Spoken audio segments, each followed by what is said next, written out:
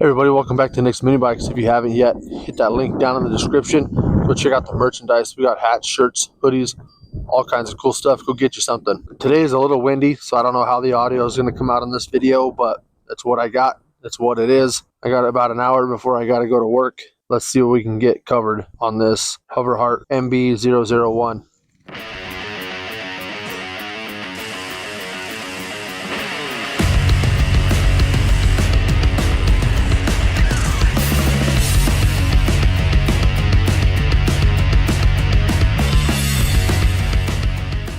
So when we got this, we noticed some damage on the front of the box, and that damage pushed in our fan shroud right here and made it so the fan fins were rubbing on the metal cover there. I don't think that that's Hover Hearts' fault. I think that is 100% on the shipping company. They ran something into the side of that box and damaged the fan shroud on that motor. But like I said last week, I reached out to Hover Hearts and they said if I wouldn't have fixed it myself, they would have took care of it. I don't know what that process would actually look like, or if they'd send a new fan shroud, a new motor, a new bike. I don't know, but they did say that they would have taken care of it. So let's talk a little bit about the frame here. All of the welds I can see on the frame right here, all of these around here, motor plate, the foot pegs, the axle brackets back here, they all look really good. Seen some pretty nasty welds on mini bikes from the factory, and these ones look pretty good. It's really hard to say until you get paint off and actually see them, but with the paint on them, they look really good. The front forks, they look nice and beefy. I don't know how thick this stuff is, but it feels nice. The down tubes are really big diameter, and that looks pretty beefy. And also the frame tubes themselves, I measured these are 1 inch.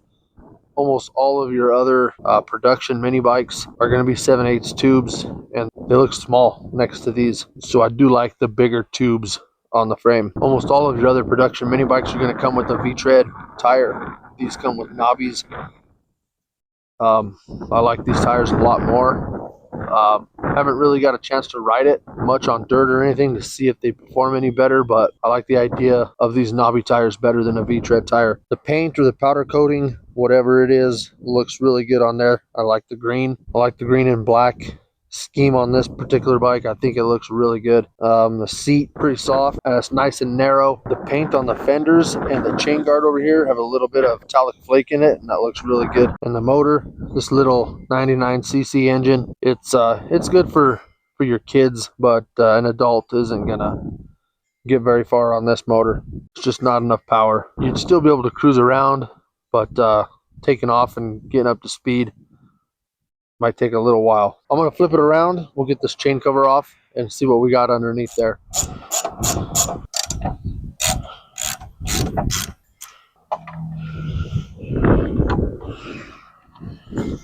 So under the chain guard, we can see that we got quite a few brackets going on here. We got the bracket right here that holds the chain guard. We got a bracket here that holds the spring for our chain tensioner.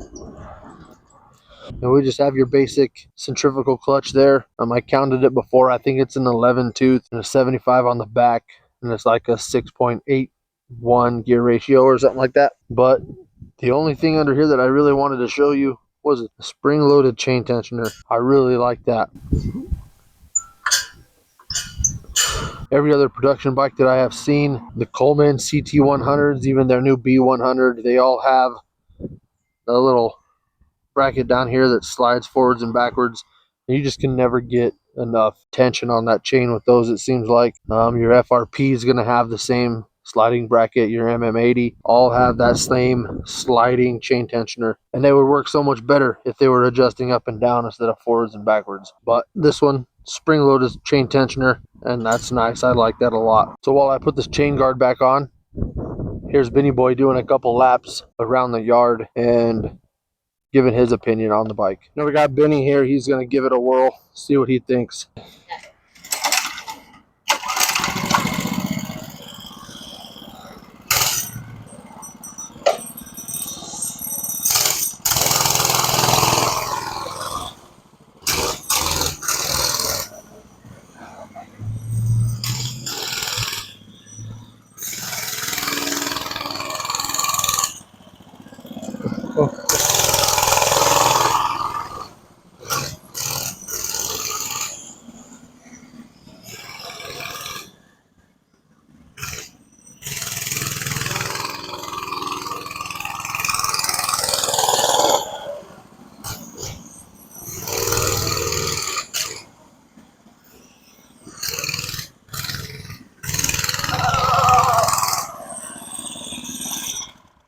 What do you think?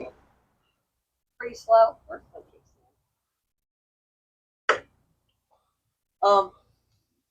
Super slow. Slower than I thought it would be. It's pretty fun though. Why so? Because it's slow. It's fun because it's slow? Yeah. All right. Fair enough. Yeah. That bike or your bike?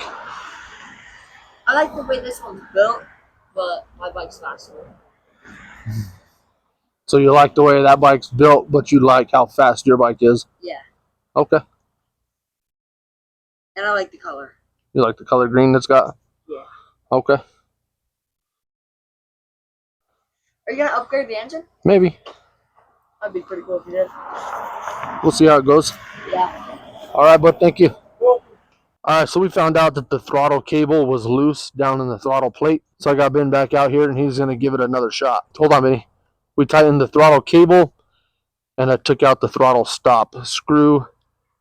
So he should get full throttle now. Was that 50? Yeah. So off he goes.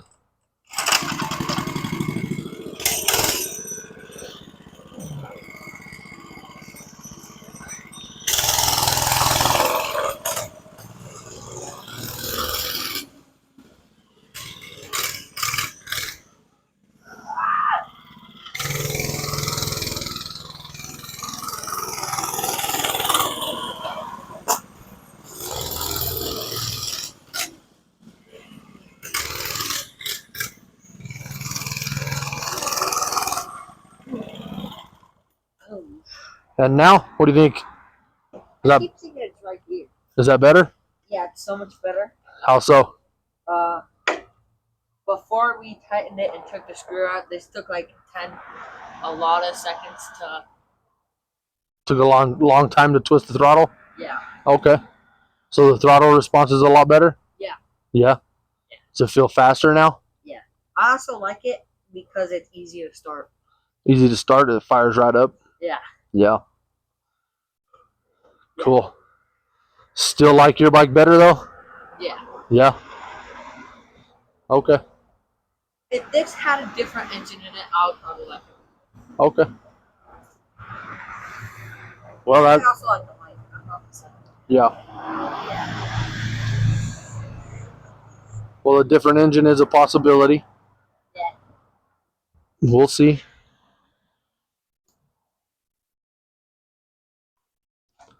All right, dude. Thank you.